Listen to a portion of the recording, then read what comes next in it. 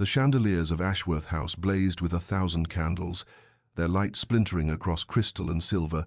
until the entire ballroom seemed to shimmer like something conjured from a fever dream, and Lady Arabella Thornfield stood at the periphery of this glittering spectacle, her gloved hands clasped before her dove-grey gown, watching as the man she had loved in silence for 3 years knelt before her dearest friend. The Duke of Ashworth, tall, devastatingly handsome, with dark hair that fell just so across his aristocratic brow, held Lady Caroline Ashby's hand with the careful formality that characterized everything he did, and his voice, that deep, resonant voice Arabella had memorized from 100 fleeting conversations, carried across the sudden hush of the ballroom as he spoke the words that would seal Arabella's fate. "Lady Caroline, you would do me the greatest honor if you would consent to become my Duchess." The collective intake of breath from 300 members of the ton was like the whisper of silk against marble, and Arabella felt something inside her chest crack with such precision that she marveled no one could hear it, that terrible sound of a heart breaking cleanly in two. She had known this moment was coming, of course had known it from the instant. Caroline had confided 3 weeks prior that the Duke had requested permission to court her, as had known it with the dull certainty of someone watching storm clouds gather on a horizon, inevitable and inexorable. Yet knowing and witnessing proved to be entirely different species of pain. Caroline's face, lovely and serene as a cameo, bloomed with pleasure as she murmured her acceptance, and the ballroom erupted in polite applause, gloved hands creating a sound like gentle rain, while Arabella stood motionless in her shadowed corner, her face arranged in the pleasant expression of vague contentment that she had perfected over 23 years of being overlooked, unremarkable, safely invisible. She thought of the first time she had truly seen him, 3 years ago at the Pemberton ball, how he had laughed at something Lord Hartwick said, his whole face transforming with genuine mirth, and how that laugh had struck her like a physical blow, lodging itself somewhere beneath her ribs, where it had remained ever since, a beautiful ache she had learned to carry. She thought of the garden party at Rosewood, where he had walked past her without seeing her, so absorbed in conversation about estate management that she might as well have been another topiary, and how she had stood there breathing in the scent of roses, and his cologne, sandalwood, and something indefinably masculine, committing it to memory, like a miser hoarding gold. She thought of the charity auction, where their hands had accidentally brushed as they both reached for the same pamphlet, and how he had smiled at her with distant politeness, the smile one gives to any stranger, to anyone who does not matter, before turning away to speak with someone important, someone visible, someone who was not her. Now he was engaged to Caroline, beautiful, vivacious Caroline, who commanded every room she entered, and Arabella understood with the clarity of absolute despair that she would smile through the engagement festivities, would help plan the wedding, would stand as maid of honor and watch him pledge himself to another, because that was what invisible women did. They supported, they facilitated, they made themselves useful in the margins of other people's happiness. The formal announcement appeared in the Morning Post 3 days later, black ink on cream paper declaring to all of London that His Grace, the Duke of Ashworth, had secured the hand of Lady Caroline Ashby, and would anyone who had ever imagined their name in that position please kindly expire from envy. And Arabella read it over breakfast while her mother chatted about what a splendid match it was, how Caroline had done so well for herself, how the Duke was everything a gentleman should be titled,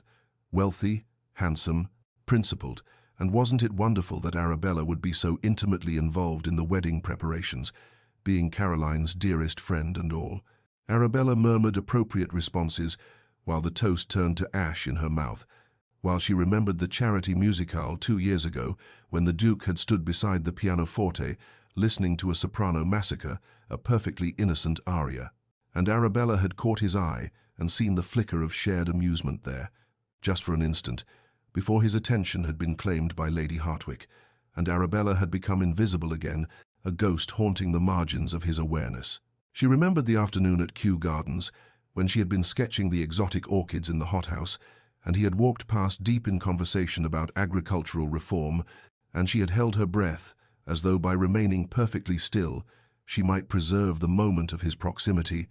might somehow absorb through the warm air between them some essence of him to sustain her through the long drought of his absence. She remembered last Christmas at the Blackwood estate, before the feud had intensified to its current bitter pitch when she had dropped her fan and he had retrieved it, his fingers brushing hers as he returned it, and she had stammered some idiotic thank you while her heart had hammered so loudly. She was certain everyone in the drawing room could hear it, a drumbeat of desperate longing that accompanied her everywhere he was. When Caroline had summoned her that afternoon to her drawing room, radiant with happiness, pulling Arabella into an embrace that smelled of rosewater and joy, Arabella had manufactured a smile from somewhere deep in her reserves of self-preservation and offered congratulations that sounded genuine even to her own ears, had listened to Caroline's breathless recounting of the proposal with appropriate exclamations of delight, had agreed that, yes, the Duke was everything wonderful, yes, Caroline was the luckiest woman in England, yes. Of course Arabella would be honored to serve as maid of honor, as though her heart were not actively bleeding out inside her chest, staining everything crimson, while her face remained pleasantly composed. Caroline had noticed nothing, had seen nothing beyond her own happiness, and Arabella could not even resent her for it, because Caroline had never known, had never suspected that her quiet, unremarkable friend harbored feelings for anyone, let alone for the Duke, and Arabella had made certain of that, had guarded her secret with the vigilance of someone protecting something infinitely precious and infinitely fragile. That evening, alone in her bedchamber with the curtains drawn against the dying light, Arabella had permitted herself exactly 10 minutes to weep, great wrenching sobs that shook her frame before she had washed her face, straightened her spine, and made the decision that had governed her existence ever since she would bury this love so deep that even she might forget it was there, would perform her role with such grace that no one would ever guess at the devastation beneath, would be the perfect friend, the perfect maid of honor, the perfect witness to someone else's happiness, because that was all invisible women were ever permitted to be. Viscount Damien Blackwood entered the Pemberton Ball 3 weeks after the Duke's engagement announcement, like a storm front moving across an otherwise placid sky, and the collective response of the assembled company was a frisson of delicious alarm. For Blackwood was everything the Duke was not dangerous, where Ashworth was principled, scandalous, where the Duke was irreproachable, devastatingly handsome in a way that suggested sin rather than salvation, with hair as black as midnight and eyes the color of smoke and secrets. The feud between the Ashworth and Blackwood families stretched back 3 generations to some dispute over land and honor that had calcified into the sort of hatred that becomes almost ritualistic, each slight begetting another until the original cause was lost beneath layers of accumulated grievances, and it was understood by all of society that the Duke and the Viscount were mortal enemies, that they moved through London's social sphere like opposing magnetic forces, repelling each other with such consistency that hostesses often had to choose which man to invite, lest their drawing rooms become battlegrounds. Arabella was standing beside Caroline near the refreshment table, listening to her friend's animated discussion of wedding breakfast menus with Lady Hartwick, when she felt, rather than saw, Blackwood's gaze settle upon her with the weight of deliberate intention, and when she glanced up, startled, she found him watching her with an expression of speculative interest that made her skin prickle with wariness and something else she could not quite name. He crossed the ballroom with the predatory grace of a wolf moving through sheep, ignoring the whispers that followed in his wake, the fans that fluttered with scandalized excitement, the mothers who pulled their daughters closer, as though his reputation for ruination might prove contagious, and he stopped directly before Arabella with a bow that was precisely calibrated to be proper, while somehow suggesting impropriety, his smoke-gray eyes never leaving her face as he requested the honor of an introduction. Caroline had performed the introduction with obvious reluctance, her voice tight with protective concern, and Arabella had offered her hand, feeling as though she had somehow stumbled into a play where everyone knew their lines except her, watching as Blackwood brought her gloved fingers to his lips in a gesture that lasted precisely 1 second longer than propriety dictated,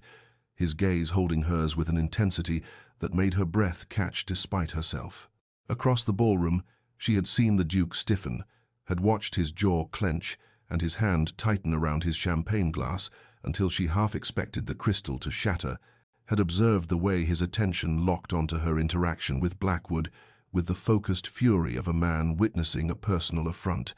and for the first time in 3 years she had felt truly seen by him, even if what he saw was merely a pawn in his ancient rivalry. Blackwood had lingered in conversation, asking about her interests with a politeness that seemed genuine, commenting on a book she had mentioned, seeing her carry the previous week at Hatchard's, which meant he had noticed her, had actually observed her when she thought herself invisible, and Arabella had felt confusion bloom alongside something that might have been anger, because surely this attention was calculated, surely she was simply a convenient instrument through which to wound the Duke. And yet there was something in Blackwood's manner that suggested layers beneath the obvious, depths that belied his reputation as a simple rake and scoundrel. The proposal came 2 days later at Lady Worthington's garden party, under a sky-threatening rain that made the assembled guests cluster beneath the striped silk pavilions like butterflies seeking shelter, and Blackwood found Arabella standing alone near the rose arbor, pretending to admire the late-blooming specimens while actually hiding from the pitying glances of matrons who had begun to whisper about how tragic it was that poor Lady Arabella would likely remain unmarried, a perpetual attendant to other women's happiness. He had approached with that same predatory grace, had stood close enough that propriety dictated she should step back, but she found herself frozen in place, watching as he surveyed her with an expression that seemed to catalogue every detail of her appearance, as though committing her to memory. And then he had spoken with a directness that stole her breath, saying that he found her company unexpectedly engaging, that he wished to know her better, that he intended to court her properly if she would permit it, and the entire garden seemed to hold its breath, waiting for her response. Arabella's first instinct had been refusal, had been to protect herself from becoming a mere instrument in his war against the Duke, but as she opened her mouth to decline politely, she caught sight of the Duke across the lawn standing beside Caroline, his attention supposedly on his betrothed, but his gaze locked with laser focus on Arabella and Blackwood, his jaw set in that particular way that indicated barely restrained fury, and something rebellious sparked to life in her chest, something that whispered that perhaps being noticed even as a pawn was better than remaining invisible, that perhaps being the center of attention in a scandal was preferable to being forgotten in virtue. She had accepted Blackwood's proposal with a calm that surprised even herself, had agreed to a dance at the next ball, to a carriage ride in Hyde Park, to whatever public courtship he wished to conduct, and she watched his eyes widen slightly with what might have been surprise or approval, or possibly triumph, though beneath that she thought she detected something else, something that looked almost like genuine pleasure, and the whispers that erupted around them were immediate and vicious and strangely exhilarating. The ton immediately assumed they understood the game being played, that Blackwood was courting Lady Arabella purely to antagonize the Duke, that the quiet wallflower had somehow become the battlefield upon which ancient grievances would be contested, and Arabella found she did not care what they thought, found that after 3 years of careful invisibility, she was stepping into the light, with a recklessness that felt like freedom, or at least like the desperate cousin of freedom, the kind that comes when you believe you have nothing left to lose. That night, lying awake in her chamber while moonlight painted silver squares across the floor, Arabella had examined her decision from every angle, had asked herself whether she was being foolish, whether she was courting heartbreak of an entirely different variety, whether accepting attention from a man reputed to be dangerous and unprincipled was the act of a woman finally claiming agency, or simply the desperate gambit of one who had been overlooked too long, and she found she could not answer, could only acknowledge that for the first time in years she felt something other than resigned melancholy, felt the dangerous flutter of possibility, even if that possibility might destroy her, because at least destruction was a kind of transformation, and invisibility was a kind of death. The Coventry Ball 3 nights later was ablaze with candlelight that transformed the grand ballroom into something between cathedral and theatre, and every eye turned when Viscount Blackwood arrived precisely at the moment the orchestra began tuning their instruments, moving through the crowd with Arabella on his arm, as though he had every right to escort her, as though the shocked whispers and barely concealed gasps of the assembled ton were music accompanying his entrance, and Arabella felt the weight of 1,000 gazes upon her, like physical pressure against her skin, felt herself transformed from invisible wallflower to spectacular scandal in the space of a single evening. The waltz began with the first sweep of violins, and Blackwood led her onto the floor with a hand at her waist that was perfectly proper in placement, yet somehow felt possessive in its certainty his smoke-grey eyes holding hers with an intensity that made the crowded ballroom seem to contract, until there was only the two of them, suspended in candlelight and music, spinning through space while society watched with voracious fascination, and Arabella discovered that being the center of attention was both terrifying and intoxicating. That scandal had a flavor like champagne gone to her head, bright and dangerous, and utterly transformative. She could feel the Duke's stare from across the ballroom like heat against her back, could sense without looking the way his hands had clenched into fists at his sides, and could imagine the white-knuckled fury in his grip and the thunder in his expression as he watched his mortal enemy waltz with the woman who had stood invisible beside his betrothed for 3 long years. And something wild and reckless bloomed in her chest, something that whispered, "This is what it feels like to be seen, even if the seeing comes wrapped in anger rather than love, even if she is merely the instrument through which old hatreds play their discordant songs." Blackwood danced with the skill of a man who had waltzed through countless ballrooms and considerably more bedrooms, his movements fluid and assured, guiding her through the turns with a grace that made her feel as though she, too, possessed elegance she had never claimed before. And he leaned close enough that propriety frowned but did not quite forbid, murmuring that she looked magnificent when she stopped trying to disappear, that the color in her cheeks and the light in her eyes transformed her into something incandescent,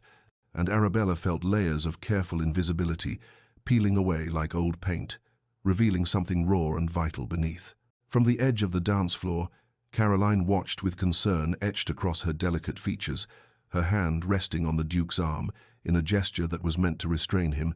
and Arabella caught her friend's worried gaze for just a moment before the waltz spun her away, saw the question there and the fear, and felt a stab of guilt that she was causing Caroline distress, even as she could not bring herself to regret this moment of being gloriously, scandalously visible. The whispers rose like tide around them, fans fluttering with the rhythm of gossip, matrons leaning close to one another to share predictions of ruin and speculation about Blackwood's intentions, young ladies watching with expressions caught between envy and horror, and Arabella realized with sudden crystalline clarity that she had spent so long trying to be good and quiet and invisible that she had forgotten what it felt like to simply be alive, to feel her own pulse quicken with something other than melancholy, to exist as more than shadow at the edges of other people's happiness. And even if this awakening came through scandal, even if Blackwood's attention was calculated and the Duke's fury was merely wounded pride, she could not bring herself to care, because for the first time in 3 years she felt like a woman with desires and agency rather than a ghost haunting the corners of ballrooms, and that transformation, however it had been sparked, was hers to claim. The garden beyond the ballroom doors beckoned with shadows and silver moonlight, and when the final strains of their waltz faded, Blackwood had guided her through the French doors with a touch so light upon her elbow that she might have imagined it, leading her down stone steps still warm from the day's sun into a world transformed by night into something between dream and sanctuary, where roses released their perfume into air that tasted of approaching autumn, and the distant music from the ballroom seemed to belong to another lifetime entirely. They walked in silence at first along gravel paths that crunched softly beneath their feet, past marble statuary that gleamed pale as ghosts in the moonlight, and Arabella found herself waiting for him to speak, to reveal the calculated nature of his attention, to confirm what society already believed about his courtship being merely strategy in his war against the Duke. But instead he remained quiet beside her, with his hands clasped behind his back, his profile etched in silver and shadow as he appeared to study the night sky, as though reading prophecies written in constellations. When he finally spoke, his voice had lost that edge of practiced charm that characterized his public persona, had become something softer and more contemplative, as he said that he had watched her for longer than she knew, had noticed her at gatherings over the past year, standing at the edges of ballrooms with a book of poetry half hidden in her reticule, had observed the way her eyes would track certain conversations with an intelligence that her careful demeanor tried to conceal, had recognized in her the particular loneliness of someone who possessed depths that no one bothered to explore, and his words struck her with the force of revelation, because they suggested he had seen her even when she believed herself invisible, and had noticed her before the Duke's engagement had made her a useful pawn in ancient rivalries. Arabella stopped walking and turned to face him, the moonlight painting half his face in silver while leaving the other half in shadow, and she asked with a directness that surprised them both whether any part of his interest was genuine or whether she was simply a convenient instrument for causing the Duke pain.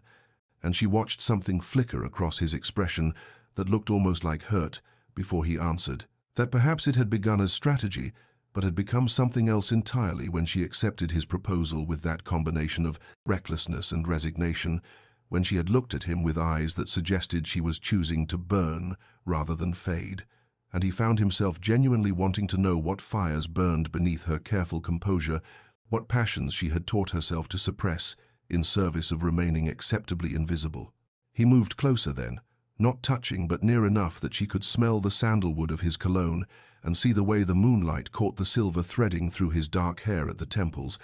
and he told her that she possessed the kind of intelligence that most men would find threatening, that she had clearly read philosophy and poetry beyond what was considered appropriate for young ladies,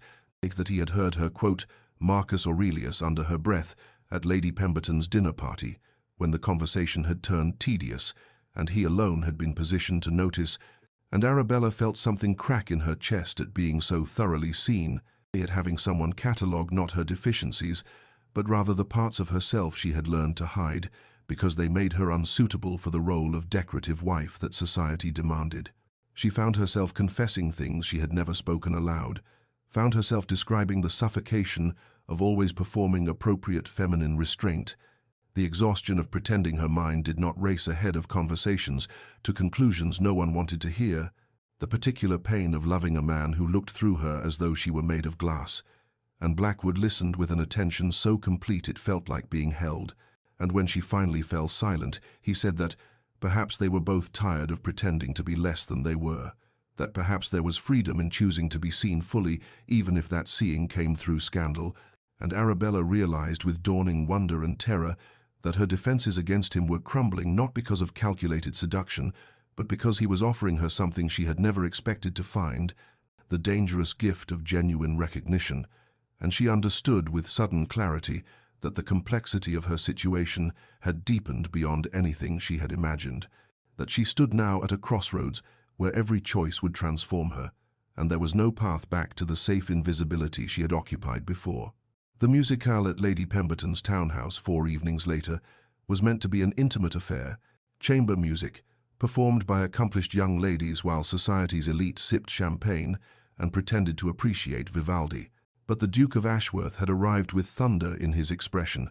and Caroline on his arm looking increasingly concerned, and he had positioned himself near the refreshment table with a vantage point that allowed him to track Arabella's every movement through the crowded drawing-room, his jaw set with such tension that Caroline had whispered something that might have been meant to soothe him, but only made his scowl deepen. Arabella had arrived with her mother as chaperone, carefully not looking toward where the Duke stood radiating barely contained fury, and she had taken her seat for the performance with what she hoped was serene composure, even as her pulse hammered against her throat.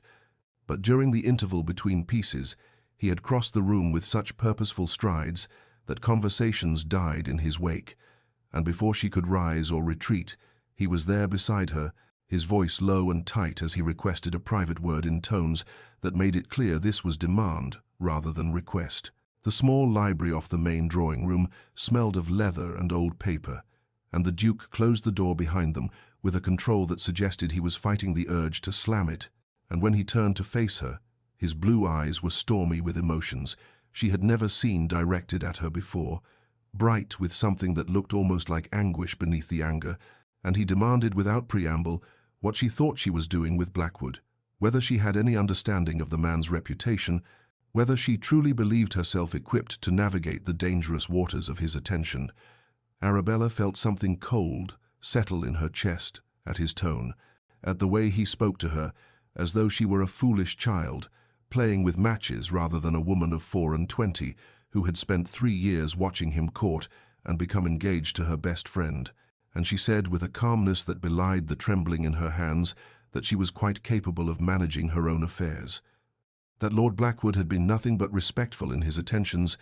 that she failed to see how her courtship concerned his grace, given that he was betrothed to another. The Duke's hands clenched at his sides, his knuckles white with pressure, and he said that Blackwood would ruin her, that the man's interest was clearly calculated to wound him through harming someone under his protection, and Arabella felt something snap inside her at those words, at his presumption that she was merely an object through which men played their games of rivalry. And she asked with quiet steel in her voice, when precisely she had come under his protection, whether he had noticed her existence at all before Blackwood had looked at her with genuine interest, whether his concern was truly for her reputation or merely for his own pride at seeing his enemy pay attention to someone he had never bothered to see. The Duke stared at her as though she had struck him, his expression shifting through surprise and confusion to something that looked almost like pain, and he opened his mouth to speak, then closed it again, and Arabella watched him struggle with emotions he clearly did not understand, saw the way his certainty crumbled beneath her quiet accusations, and she realized with startling clarity that he genuinely could not articulate why her courtship with Blackwood affected him so profoundly,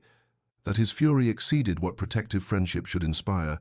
and the first dangerous seed of possibility planted itself in her heart, even as she crushed it ruthlessly beneath the weight of 3 years' worth of unrequited longing and the memory of watching him propose to Caroline while she stood invisible at the ballroom's edge. The weeks that followed passed in a blur of transformation, each day marked by encounters that would have seemed impossible in Arabella's former life of careful invisibility, and she found herself awakening each morning with a sense of anticipation that felt both thrilling and terrifying as she prepared for yet another outing with Lord Blackwood, another afternoon where she would be seen and noticed and drawn into conversations that challenged her mind rather than simply requiring polite acquiescence. They drove through Hyde Park during the fashionable hour in his elegant barouche, and while society watched with hungry eyes cataloguing every gesture between them, he asked her opinion on the new translation of Homer that had caused such controversy in literary circles, and she found herself discussing dactylic hexameter and the challenges of rendering ancient Greek into English, while other young ladies simpered and discussed nothing more substantial than the weather, and the freedom of intellectual engagement felt like breathing clean air after years of suffocation. He took her to poetry readings in intimate salons where radical thinkers gathered to discuss Byron and Shelley, and though her mother accompanied them as propriety demanded, Blackwood ensured that Arabella was introduced as someone whose opinions mattered, whose insights were worth hearing, and she discovered a version of herself that had existed only in private imagination, the woman who could debate metaphor and meaning without apologizing for the depth of her thoughts. There were carriage rides through the countryside beyond London, where autumn was beginning to paint the landscape in amber and crimson, and during these quieter moments away from society's scrutinizing gaze, they talked of deeper things, of the masks people wore to survive the demands of their world, of the particular loneliness of being misunderstood or unseen, and Arabella realized that beneath his reputation as a rake and scoundrel, Blackwood possessed his own carefully concealed wounds, his own history of being reduced to caricature rather than recognized as fully human. The ton's gossip intensified with each passing week, whispers following Arabella wherever she went about the scandalous nature of her courtship, speculation about whether Blackwood's intentions were honorable or if she was merely a pawn in his vendetta against the Duke. But she found that she cared less about their judgment than she would have imagined possible, that there was a strange power in being talked about rather than overlooked, and she was becoming someone new in the crucible of their attention, someone who walked with her head high and met curious gazes with calm assurance rather than apologetic diffidence. Through it all, Caroline's wedding preparations continued with relentless momentum, and Arabella fulfilled her duties as maid of honor with what appeared to be gracious dedication, attending fittings for her bridesmaid gown in pale rose silk, offering opinions on floral arrangements and menu selections, listening to Caroline's excited plans for the wedding breakfast while something twisted painfully in her chest. Because even as she was being transformed by Blackwood's courtship, even as she was discovering new versions of herself, the underlying reality remained unchanged, that in 6 weeks, the man she had loved in silence for 3 years would marry her dearest friend, would pledge himself to Caroline in a ceremony where Arabella would stand witness to the death of dreams she had never dared speak aloud, and she understood with aching clarity that transformation did not erase pain, but rather made it more complex, layering new emotions over old wounds until she could no longer distinguish between the healing and the hurting. The Duke of Ashworth found himself unable to concentrate on the simplest matters as October deepened and his wedding drew closer with each passing day, and he would sit in meetings with his steward discussing tenant concerns, only to realize he had absorbed nothing of the conversation because his mind was occupied with images of Arabella laughing at something Blackwood had said, her face transformed by genuine joy in a way he could not recall ever witnessing during all the years she had hovered at the edges of ballrooms while he danced with more celebrated beauties. Caroline would ask his opinion on some detail of the wedding breakfast menu, and he would respond with whatever seemed appropriate, but his thoughts were elsewhere, tracking the hours until he might encounter Arabella at some evening entertainment, and catalogue the changes in her that seemed to multiply with each passing week. The way she held herself with new confidence, the spark of intellectual engagement that lit her eyes when Blackwood drew her into conversation about literature or philosophy, and he found himself consumed by questions about what they discussed during their long carriage rides, what made her smile with such unguarded pleasure, what depths existed in her that he had somehow failed to perceive despite 3 years of proximity. He began arriving early to social events, with the sole purpose of observing Arabella's interactions with Blackwood, positioning himself where he could watch them without appearing obvious about his scrutiny, and he told himself this vigilance stemmed from concern for her welfare, given Blackwood's dangerous reputation. But there was a hollowness to this rationalization that echoed in his chest whenever he examined it too closely, a recognition that his emotions exceeded what protective friendship should inspire and ventured into territory that made him profoundly uncomfortable, given that he was betrothed to another woman and had no right to feel this consuming interest in anyone beyond his intended bride. The pivotal moment came at the Duchess of Marlborough's garden party on a crisp afternoon when autumn had painted the carefully manicured grounds in shades of amber and gold, and the Duke stood near the ornamental fountain, making polite conversation with several gentlemen about matters of no importance, while his attention remained fixed on where Arabella sat beneath a copper beech tree with Blackwood beside her, and he watched as Blackwood said something that made her throw her head back with laughter, completely unguarded and radiant with genuine happiness, and the Duke realized with dawning horror that he had never seen her truly happy before this moment, that in 3 years of acquaintance he had never witnessed this particular quality of joy in her expression, had never heard her laugh with such unrestrained delight, and the recognition struck him like a physical blow that he had somehow managed to know her and not know her at all, had seen her hundreds of times without truly seeing her, had reduced her to a pleasant blur of propriety and quiet service to Caroline, rather than recognizing her as a woman of depth and complexity, who possessed the capacity for this transformative joy that now illuminated her features as she engaged with his mortal enemy. The remainder of the garden party passed in a fog of mounting panic as he grappled with implications he was not yet ready to name, as he forced himself through the motions of attending to Caroline,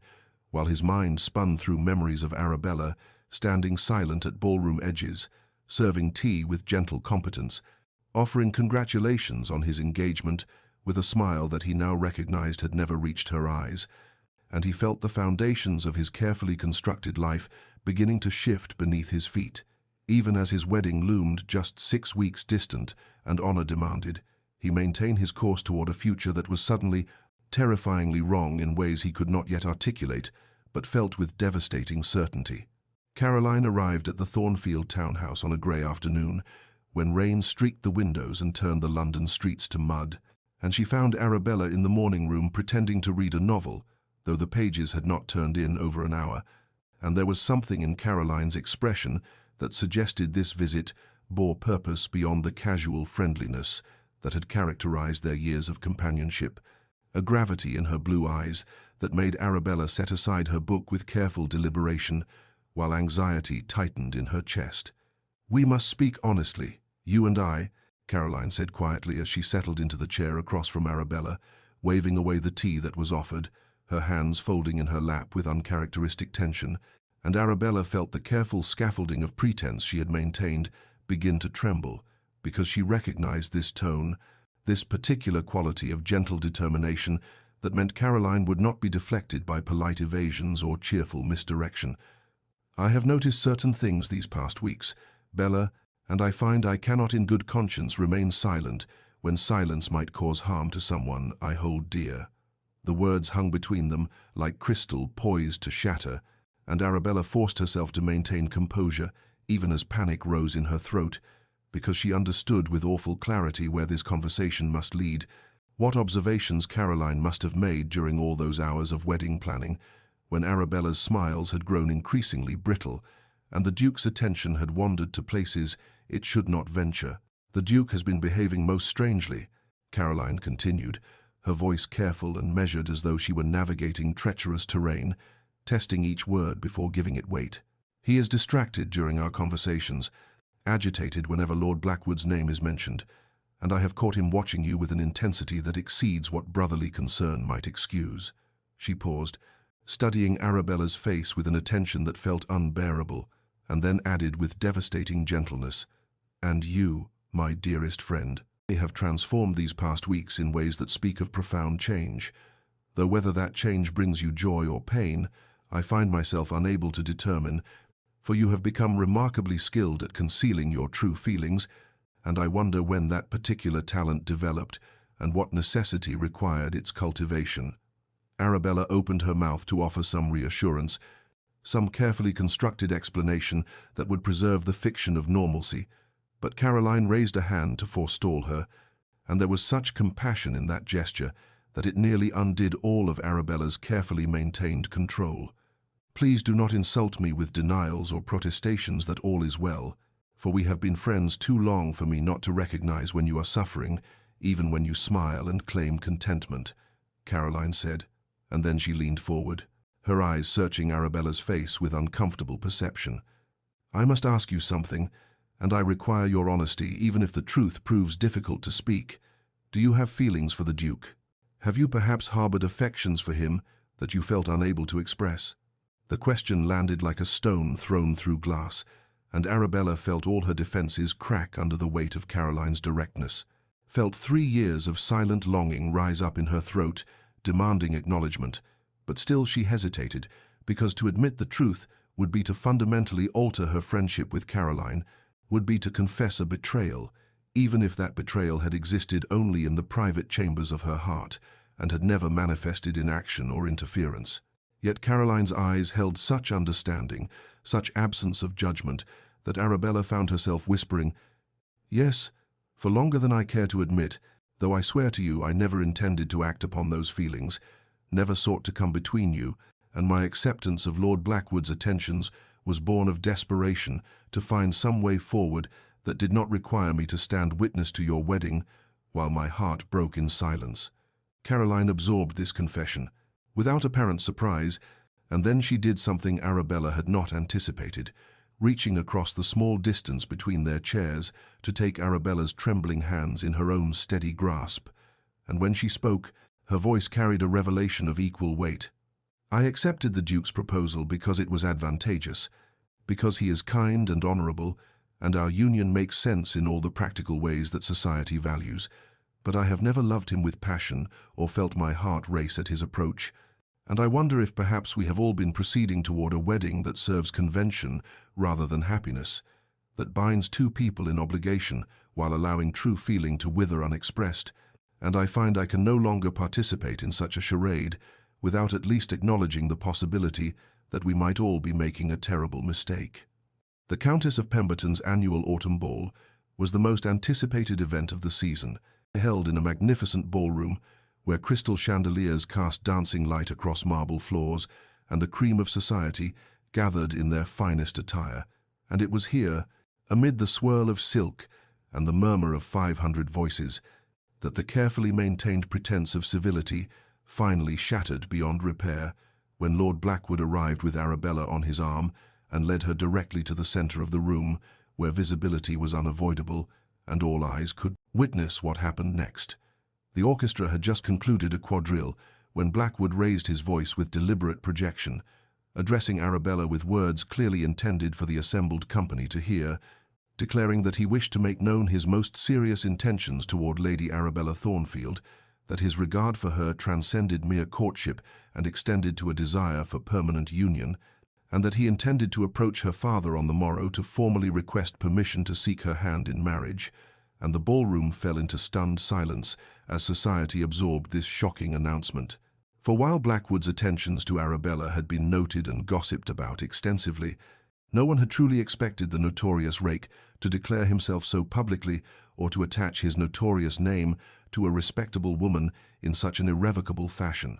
Arabella felt the weight of hundreds of stares pressing against her like a physical force, felt her cheeks flame with a mixture of mortification and something else she could not quite name.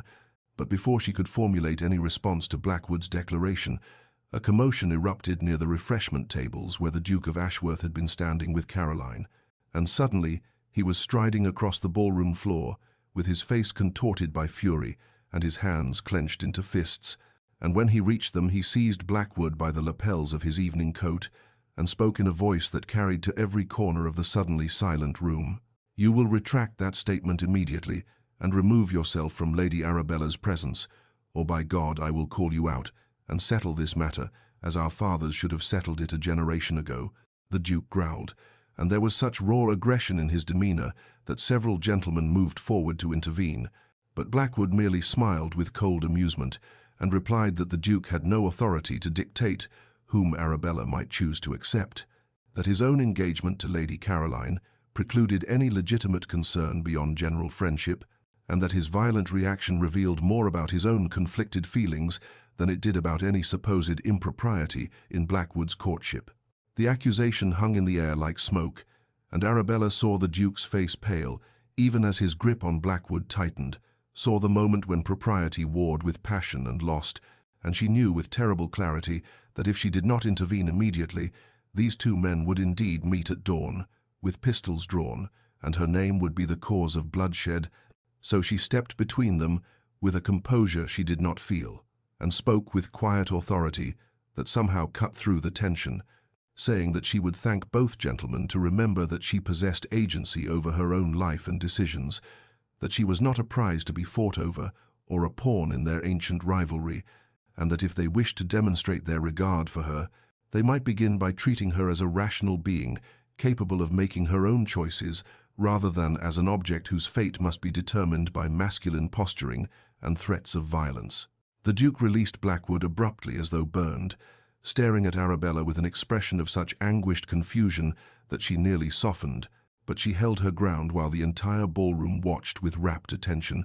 and in that moment she understood that whatever privacy or anonymity she had once possessed was forever shattered, that she had become the central figure in a scandal that would fuel society gossip for months to come, and that the choice she made in the coming days would determine not only her own future, but the fates of all three people caught in this impossible triangle. And the weight of that knowledge settled over her shoulders like a mantle she had never sought but could no longer avoid wearing. Lord Blackwood requested Arabella's presence at his Mayfair residence 2 days after the disastrous ball,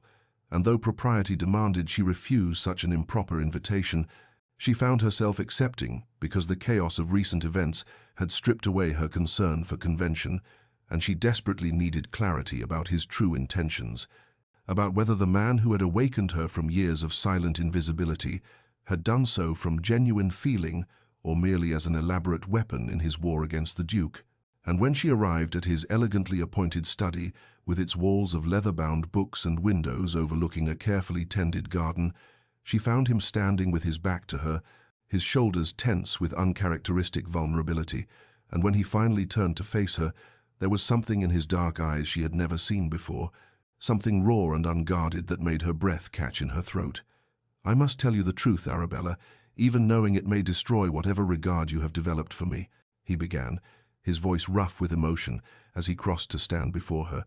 close enough that she could see the fine lines around his eyes that spoke of experiences she could only imagine, and then he continued with devastating honesty. "When I first approached you at that ball months ago, my intentions were entirely calculated, born of a desire to wound the Duke in the most effective manner possible, for I knew he held some measure of protective feeling toward you as his betrothed's dearest friend, and I thought to use his enemy's attention to you as a blade to twist in an old wound, to remind him that everything he values might be touched and tainted by the Blackwood name." The confession struck her like a physical blow. Even though some part of her had always suspected this truth, had recognized the too perfect timing of his interest, the way his attentions had seemed designed to provoke maximum reaction from the Duke, but hearing him speak it aloud still hurt in ways she had not fully anticipated, and she felt her defenses rising even as he raised his hand in a gesture that begged her patience. But I must also tell you that somewhere in the midst of our conversations, our rides through Hyde Park, our debates about poetry and philosophy and the nature of happiness, something shifted within me, and I found myself drawn to you, not as a means to an end, but as a revelation of what I had been missing in all my years of cynical pursuit, of pleasure and revenge, Blackwood said, and now he reached for her hands, his touch gentle and trembling in a way that contradicted his notorious reputation for cold calculation. You possess an intelligence that challenges me, a quiet strength that shames my own performative bravado, and a capacity for growth and transformation that has forced me to examine my own stagnant existence, and I have fallen in love with you, Arabella, genuinely and completely, though I recognize I have no right to expect you to believe me or to forgive the duplicity of my initial approach. She stood frozen, torn between the instinct to flee this admission and the treacherous hope that perhaps his feelings were sincere, that perhaps she had not been merely a pawn but had somehow become something more. And as she searched his face for signs of deception, she realized with startling clarity that her own feelings had evolved as well, that the woman she had become through their courtship was someone who no longer pined hopelessly for a duke who had never truly seen her, but rather someone who had discovered her own capacity for passion and demand for genuine regard, and she found herself asking the question that would determine everything. If the Duke were to declare for me tomorrow, if he were to break his engagement and offer me everything I once dreamed of having, would you step aside and let me go? The Duke of Ashworth stood in his study at precisely 3 o'clock in the morning, unable to sleep for the third consecutive night, staring at the formal wedding invitation that bore his name and Caroline's in elegant script, and announced a ceremony scheduled for 3 weeks hence, and as rain lashed against the windows with autumn fury, he felt the foundations of his carefully ordered life crumbling beneath the weight of a recognition he could no longer deny, and the devastating awareness that he had fallen utterly and irrevocably in love with Arabella Thornfield at precisely the moment when honor and duty made such love an impossible torment. The realization had been building for weeks, accumulating through dozens of small observations that he had tried desperately to dismiss as mere concern for Caroline's friend, but tonight it had crystallized into undeniable truth when he had seen Arabella at the theater with Blackwood, her face luminous with genuine laughter as she debated some point of dramatic interpretation, and he had understood with shattering clarity that he had never truly seen her before, had taken her quiet presence for granted for 3 entire years while she had been standing just beyond his notice, a woman of extraordinary depth and intelligence and passionate feeling that he had been too blind and arrogant to recognize. How had he missed the subtle intelligence in her observations at dinner parties, the dry wit that occasionally surfaced in her comments, the way her eyes reflected profound thought even when she remained silent in company? He remembered now, with aching regret, a garden party 2 summers past when she had been reading Wordsworth beneath an oak tree, and he had walked past without even greeting her, so focused on joining Caroline and her circle of vivacious friends that he had dismissed Arabella as merely part of the landscape, as unremarkable as the flowers bordering the path, and the memory of his own casual blindness made him want to shatter something against the study walls. He had spent the past week attempting to engineer private conversations with her, sending notes requesting her presence at tea, positioning himself at events where he knew she would appear, but Arabella had evaded him with a skill that suggested deliberate avoidance, and each failed attempt only intensified his desperate need to speak with her and to somehow convey the magnitude of his belated recognition, even though he knew such a confession would be unconscionable given his engagement to her dearest friend. The honor that had always been his guiding principle now felt like a cage, trapping him in a commitment made to a woman he respected and admired, but did not love with the consuming passion that now tormented him whenever he thought of Arabella, and he found himself caught between 2 impossible choices, proceeding with a marriage that would condemn him to a lifetime of wondering what might have been, or breaking his word to Caroline in a manner that would destroy her reputation and mark him as a man without integrity, and the internal battle consumed him during every waking hour and haunted his few moments of troubled sleep. He had tried to convince himself that what he felt was merely the foolish attraction of wanting what he could not have, that Blackwood's pursuit of Arabella had simply awakened some primitive competitive instinct, but he knew in his bones that this rationalization was a coward's lie, that what he felt when he watched Arabella had nothing to do with Blackwood and everything to do with the woman herself, with the grace of her gestures and the depths of her thoughts and the quiet strength she had always possessed, but which he had been too obtuse to value until another man had recognized her worth. The wedding loomed before him like an execution date, and with each passing day he felt more certain that he was about to make the greatest mistake of his life, yet he could see no honorable path forward that did not require either betraying Caroline or condemning himself to eternal regret. And as dawn began to lighten the eastern sky beyond his rain-streaked windows, he remained standing in his study with Arabella's name on his lips, like a prayer for which there could be no answer. The Duke found his opportunity at Lady Pemberton's masquerade ball 2 weeks before his wedding, when he spotted Arabella slipping away from the crowded ballroom toward the quieter corridors of the East Wing, and he followed her with single-minded determination, his heart pounding with the desperate need to finally speak the truth that had been consuming him. And when she entered the library seeking a moment of solitude, he was mere steps behind her, closing the heavy oak door with a decisive click that made her turn sharply to face him with widening eyes. "Your Grace, this is most improper," she said, her voice carefully controlled even as color rose in her cheeks, and he noticed how the candlelight caught the gold threads in her amber gown, how her mask emphasized the delicate curve of her jaw, details he had failed to notice for 3 interminable years, and the waste of it, the sheer criminal waste of all that time he had squandered, threatened to choke him. "I know, and I no longer care about propriety or convention or anything beyond making you understand what I have only recently come to realize," he said, crossing the Persian carpet that separated them until he stood close enough to catch the faint scent of lavender that clung to her skin, and he watched her chin lift with the quiet dignity that had always been part of her character, but which he had never truly appreciated until Blackwood had taught him to see. "I am in love with you, Arabella, wholly and irrevocably, and I cannot marry Caroline knowing that my heart belongs entirely to you, knowing that I would spend every day of our marriage wishing I had been brave enough to speak this truth." She stood perfectly still, her expression unreadable behind her silver mask, and when she finally spoke, her voice carried a steel he had never heard from her before,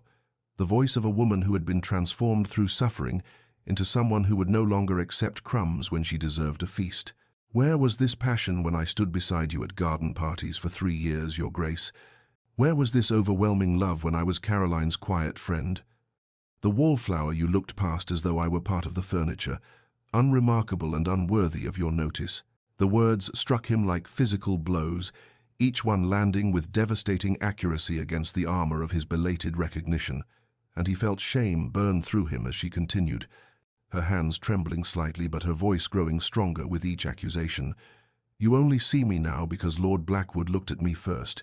because another man recognized value where you saw nothing, and I will not accept a love born of jealousy and competitive pride rather than genuine regard. I will not settle for being wanted simply because someone else wants me, after years of being invisible to the very eyes that now claim to see me so clearly." He reached for her hands, desperate to convey the sincerity of his transformation,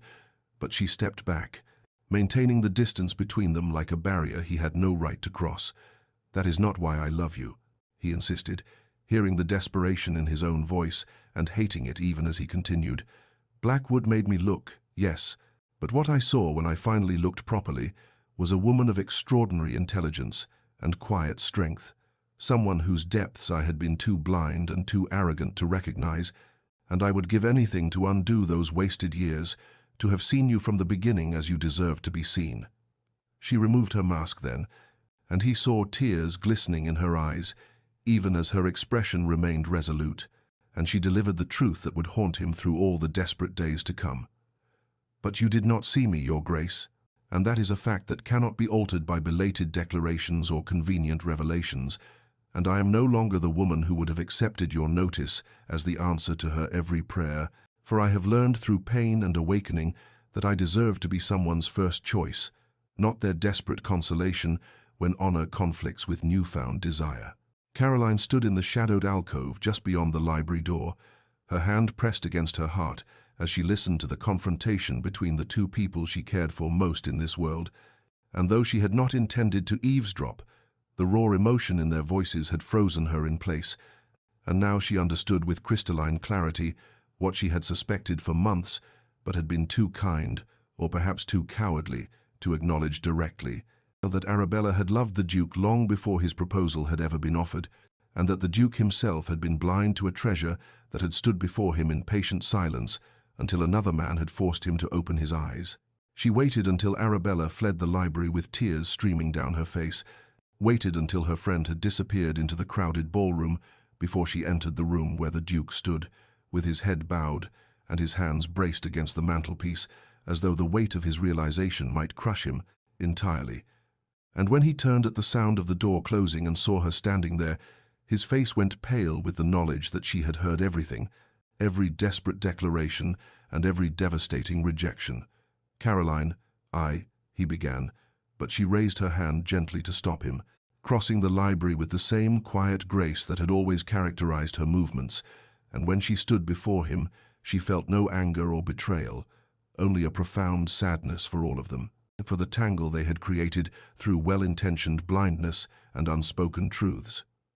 "I have known about Arabella's feelings for you since the first season we were all in London together," she said softly, watching understanding dawn in his eyes along with fresh shame. "I saw how she looked at you when she thought no one was watching, saw how she would position herself just close enough to hear your conversations without ever intruding upon them, and I told myself that her affection would fade with time, that she would find someone else who could return her regard. But instead I watched her love deepen and mature into something constant and true, while you remained oblivious to her very existence, beyond her utility as my companion." The Duke's expression was anguished, and she felt a rush of compassion for him despite everything, for she knew him to be a good man who had simply failed to look beyond the surface of social conventions and expected arrangements. "I accepted your proposal because it was an excellent match by every practical measure," she continued, her voice steady even as her heart ached for the friendship that would be forever altered by this confession. "And because I believed that affection and respect were sufficient foundations for a marriage, that passionate love was a luxury reserved for novels and poetry rather than real life. But watching you these past weeks has taught me that I was wrong, that both you and Arabella deserve the kind of love that consumes and transforms, and I will not be the obstacle that prevents either of you from finding it." She saw hope flicker in his eyes and moved quickly to temper it with reality. "I release you from our engagement, Your Grace, freely and without reservation, but you must understand that this does not guarantee Arabella's acceptance of your suit, for you have wounded her deeply through years of neglect, and she has been awakened to her own worth in a manner that makes her unlikely to settle for love, born of belated recognition rather than long-standing devotion." She stepped closer, placing her hand briefly on his arm with genuine affection. "If you truly love her, you must earn her trust through patience and humility. You must prove that you see her, not because Blackwood forced you to look, but because you have finally learned to truly see. And it may take months or even years for her to believe in the sincerity of your transformation, but if your love is genuine, then surely it is worth whatever time and effort such proving requires." The news of the broken engagement reached Arabella through a carefully worded letter from Caroline, delivered to her London townhouse the morning after the masquerade ball, and she sat in her morning room, with the paper trembling in her hands as she read of her friend's sacrifice, of the Duke's freedom, of the impossible choice that now lay before her like a chasm she could not see across. And within hours she had made arrangements to retreat to Thornfield Manor, her family's country estate in Derbyshire, claiming a need to attend to her ailing grandmother, though everyone who mattered understood she was fleeing the impossible tangle her life had become. The autumn countryside welcomed her with golden light and the scent of dying leaves, and for the first weeks she did little beyond walk the familiar paths of her childhood and through orchards heavy with apples waiting to be harvested, and along the river where she had once imagined futures that bore no resemblance to the complicated present in which she now found herself, and she wrestled with questions that had no easy answers, examining her heart with a ruthlessness born of necessity. Both men had written to her, the Duke's letters filled with humble contrition and patient declarations of devotion. Blackwood's correspondence marked by an elegant melancholy and genuine affection that made her heart ache for the connection they had shared, and she read their words in the library where her father's books had first taught her that women could want more than society deemed appropriate, and she began to understand that the choice before her was not really about choosing between two men, but rather about choosing who she had become through the crucible of this entire season. She remembered the girl who had stood at the periphery of ballrooms, content to be invisible if it meant remaining close to a man who never saw her, and she contrasted that shadow self with the woman who now walked these gardens with her head held high, who had learned through Blackwood's attention that she possessed depths worthy of exploration, and through the Duke's belated recognition that she deserved to be someone's first choice rather than their convenient arrangement or desperate consolation. The Duke's love, she knew, was genuine now, born of true recognition, even if it had required another man's interest to open his eyes. And there was something in his letters that spoke of transformation, of a man who had learned to see beyond surfaces and conventions to the person beneath. Yet she could not escape the painful truth that he had needed her to be desired by another before he could desire her himself. And that foundation felt precarious, built on jealousy's shifting sands rather than the solid ground of long-standing devotion. Blackwood's love had been awakening and revelation, passion ignited through genuine connection, but she understood now that he had awakened her for herself rather than for him, had taught her to recognize her own worth, even as his initial motivations had been tainted by revenge. And while she cared for him deeply, she sensed that their story had always been meant to be a chapter rather than the full volume of her life. As October gave way to November, and the first frost touched the gardens with crystalline beauty, Arabella came to understand that she could choose neither man until she had first chosen herself, had claimed the transformation they had both facilitated, but which belonged entirely to her own courage and growth, and she wrote letters to both of them, explaining that she would return to London for the little season, but that she required time to understand her own heart before she could offer it to anyone else. And in that patient claiming of her own agency, she discovered the strength that would define all her choices to come. Arabella returned to London in late November, when the little season brought a quieter but no less discerning society back to the city. And those who saw her alight from her carriage at her family's townhouse remarked that something fundamental had shifted in Lady Arabella Thornfield, for she no longer moved with the apologetic hesitation of one trying to occupy as little space as possible, but rather with the assured grace of a woman who had learned her own worth through solitude and honest self-examination. And within days of her arrival, she had sent notes to both the Duke and Lord Blackwood requesting private meetings, determined to face the choice before her with the clarity she had earned through weeks of contemplation in Derbyshire's autumn gardens. She met with Blackwood first, receiving him in her family's drawing room on a grey afternoon when rain streaked the windows and turned the city into watercolor washes of movement and light. And when he entered, she saw in his eyes both hope and resignation, as though he had already guessed the substance of what she would say, but loved her enough to hear it spoken with his own ears nonetheless. "You awakened something in me that had been sleeping," she told him, her voice steady and kind as she stood by the window watching the rain, "and I will be grateful to you for the rest of my life for teaching me that I deserve to be seen, to be desired, to be chosen with full awareness and intention, rather than convenient arrangement or belated recognition." And she turned to face him then, seeing the way he held himself with careful dignity despite the pain in his expression. "But we both know that what we shared was transformation rather than destination, a passion born of rebellion and discovery, rather than the kind of deep compatibility that sustains a lifetime of partnership," she continued. Crossing to where he stood and taking his hand briefly in hers with genuine affection, "You awakened me for myself, Damien, and perhaps even more significantly, you awakened me for him, and for the Duke, who needed to learn to truly see before he could be worthy of being seen in return." Blackwood's smile was melancholy but genuine, as he raised her hand to his lips in a gesture of farewell that held more grace than bitterness, and he told her that he had known from the moment he first made her laugh that he was teaching her to shine for someone else, and that loving her had been worth the inevitable pain of letting her go. And when he left, she stood alone in the drawing room, feeling both sadness and peace,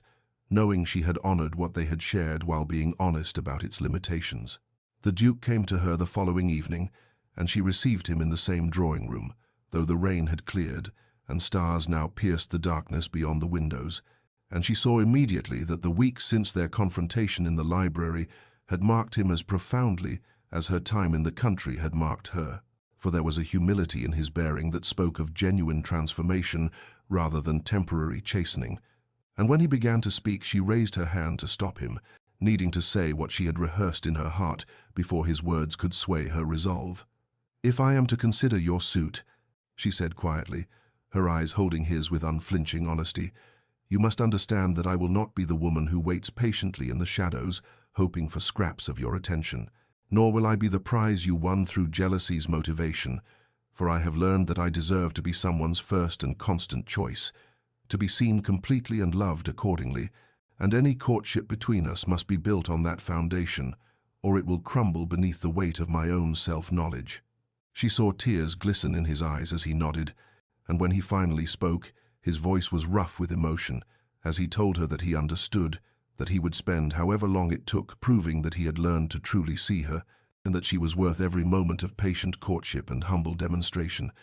And in that moment of mutual understanding, Arabella felt the first fragile stirring of hope that perhaps, given time and genuine effort, they might build something real and lasting from the ashes of what had been lost. The Duke's courtship of Arabella unfolded across the winter months with a patience and intentionality that spoke of fundamental transformation, for he arrived at her townhouse each Tuesday and Friday afternoon precisely at 3 o'clock, bearing not flowers or jewels but rather books he thought she might enjoy, volumes of poetry and philosophy and natural history that demonstrated he had listened to her observations about the world and remembered what sparked light in her eyes, and they would sit in her family's drawing room with her mother as chaperone and discuss ideas with the kind of intellectual equality that Arabella had never imagined possible with a man of his station,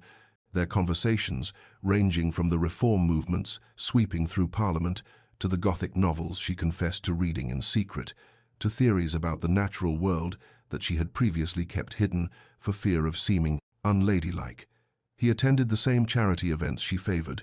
not the glittering balls where he had once held court, but rather the smaller gatherings organized to raise funds for orphanages and schools for the poor, and he listened as she spoke passionately about the need for education reform and the rights of those society deemed beneath notice. And rather than patronizing her concerns, he engaged with them seriously, asking thoughtful questions and later making substantial donations to the causes she championed, ensuring the credit went to her vision rather than his wealth. At a musicale in January where Arabella had been asked to play the pianoforte, something she had always done competently but without particular distinction, the Duke sat in the front row and watched her with such complete attention that she felt seen in a way that made her fingers move across the keys with newfound confidence, and afterward he told her not that she played beautifully as men often did when they meant nothing by it, but rather that he could hear in her interpretation of the sonata the same contemplative depth he had come to recognize in her conversation, and that her music revealed the interior landscape of a soul he was only beginning to understand and hoped to spend a lifetime exploring. When society gossips whispered that Lady Arabella Thornfield had brought the Duke of Ashworth to heel, he corrected them publicly at a dinner party, stating clearly that Lady Arabella had done nothing so passive as bringing him anywhere, but rather had shown him through her own strength and self-possession what it meant to truly see another person, and that he was engaged in the humbling work of proving himself worthy of being seen by her in return, and his words silenced the gossips while making Arabella's heart contract with cautious hope. He wrote to her between their scheduled meetings, letters that bore no resemblance to the passionate declarations he had penned during her retreat to Derbyshire, but rather contained observations about his days, questions about her thoughts on matters both trivial and significant. And slowly, page by patient page, he built a foundation of genuine friendship beneath the romantic possibility that hovered between them like spring waiting beyond winter's grip. In March, when the first crocuses pushed through the soil in the London parks,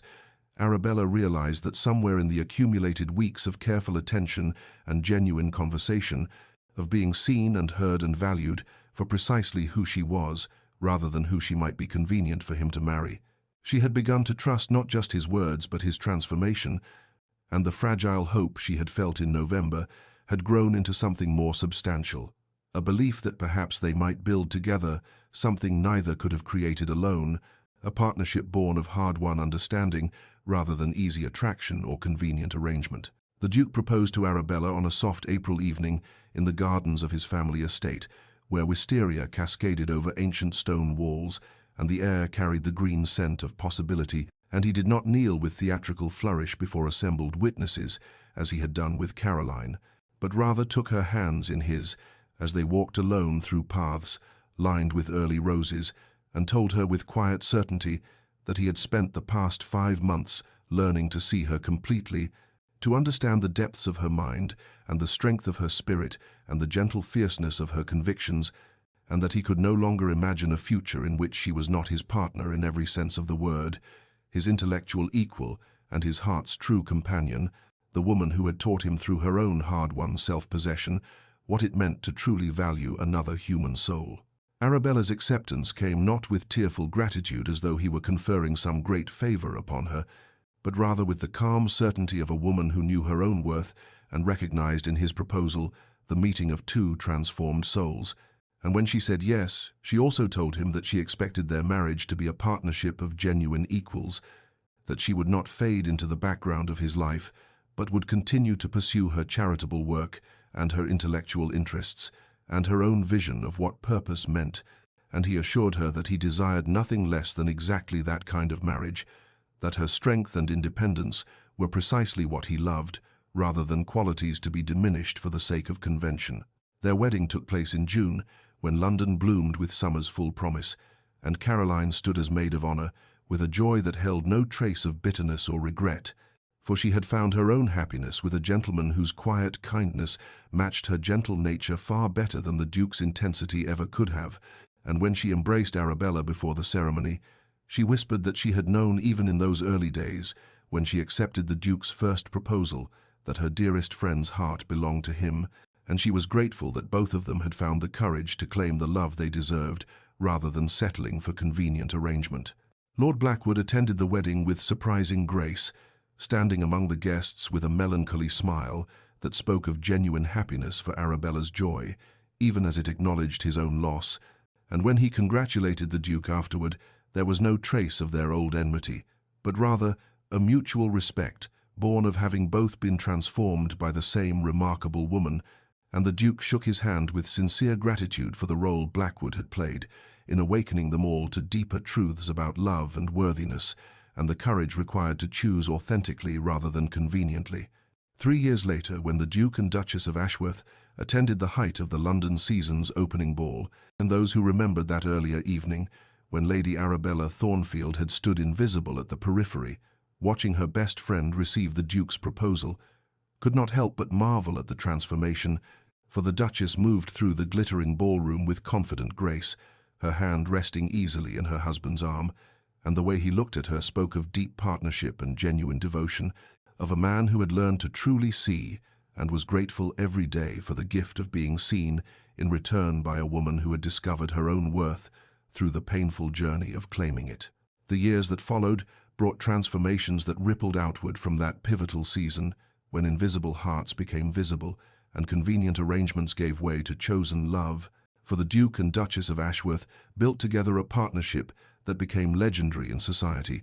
not for its romantic drama, but rather for its quiet depth and the way they worked side by side on the charitable causes she championed and the reforms he now pursued, with her vision guiding his influence. And those who watched them at gatherings saw how he still looked at her across crowded rooms with the wonder of a man who could not quite believe his fortune in being truly seen and chosen by such a woman, while she moved through the world with the confidence of someone who had learned her own worth through the crucible of claiming it.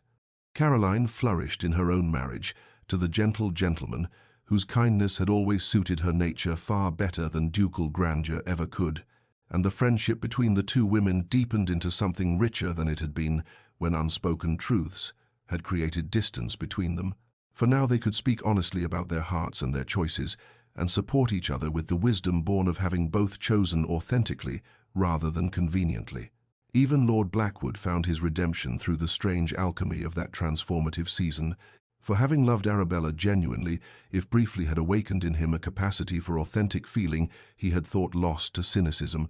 and he became known in later years not as the Duke's enemy, but rather as a trusted friend to them both, a man who had played his part in a larger story of transformation and had emerged from it better than he began. Dear listener, perhaps you recognize in this tale the truth that lives in all our stories, that we spend so much of our lives invisible to those around us and sometimes even to ourselves, playing roles we think we must perform while our authentic selves wait unacknowledged in the shadows of what we believe is expected. The danger of being unseen is not merely that others fail to recognize our worth, but that we begin to believe we have none, that we fade into our own peripheries and watch life unfold for others, while assuming our desires are too insignificant to voice or our dreams too foolish to pursue. Yet transformation becomes possible the moment we choose to be seen, even when being noticed brings scandal or disruption, or the uncomfortable dissolution of what was safe and familiar. For sometimes the greatest act of courage is simply refusing to remain invisible to ourselves, claiming space in our own stories rather than serving merely as scenery in the narratives of others. If you find yourself standing at the periphery watching others receive what your heart secretly desires, know that your story need not end in quiet resignation,